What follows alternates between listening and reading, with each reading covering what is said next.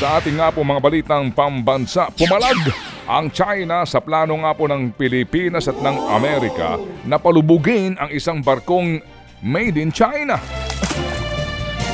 Sa ginagawa pong balikatan exercises sa Lawag, Ilocos Norte, sa article ng Global Times na kontrolado ho naman ng China, tila nanunubok daw ang Pilipinas sa pagpili sa BRP Lake Caliraya para magsilbing enemy ship sa joint exercises.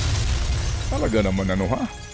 May hangganan din daw ang pasensya at pagpipigil ng China at handa silang gumawa ng hakbang na hindi kakayanin ng Pilipinas ba? Mukhang ano to ha?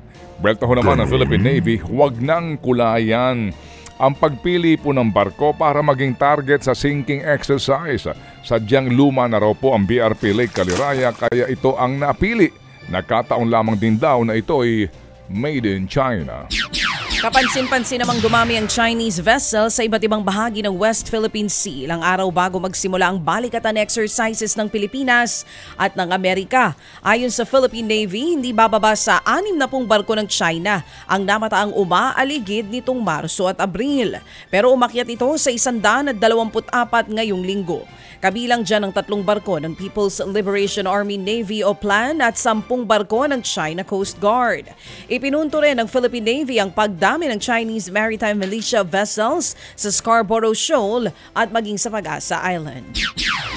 Sa ilang pang balita, iginit ni Pangulong Junior na lumabas lamang daw ang pagiging protective ni First Lady Lisa Araneta Marcos sa kanya. Sa gitna po yan ng sinasabing samaan ng loob ng kanyang misis at ni Vice President Sara Duterte. Matatandaan pong inamin ng First Lady na umano'y nasaktan siya nang tawagin daw pong bangag ni dating Pangulong Duterte ang kanyang mister. Nakita pa nga raw niyang tumatawa si VP Sara. Pero giit ni VP Sara, walang kinalaman sa kanya pong mandato bilang isang opisyal ng pamahalaan ang personal na damdamin ng unang ginang. Sa kabila niyan, tinabla ni Pangulong Marcos Jr. ang mga panawagang tanggalin na sa gabinete si VP Sara.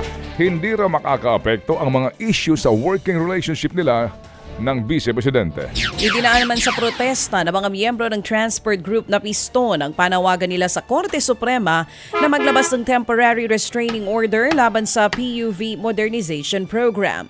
Ito na lamang daw ang natitirang pag-asa ng mga operator at tsuper na tutol sa consolidation bago sila tuluyang ituring na kolorum kapag napaso na ang deadline sa April 30.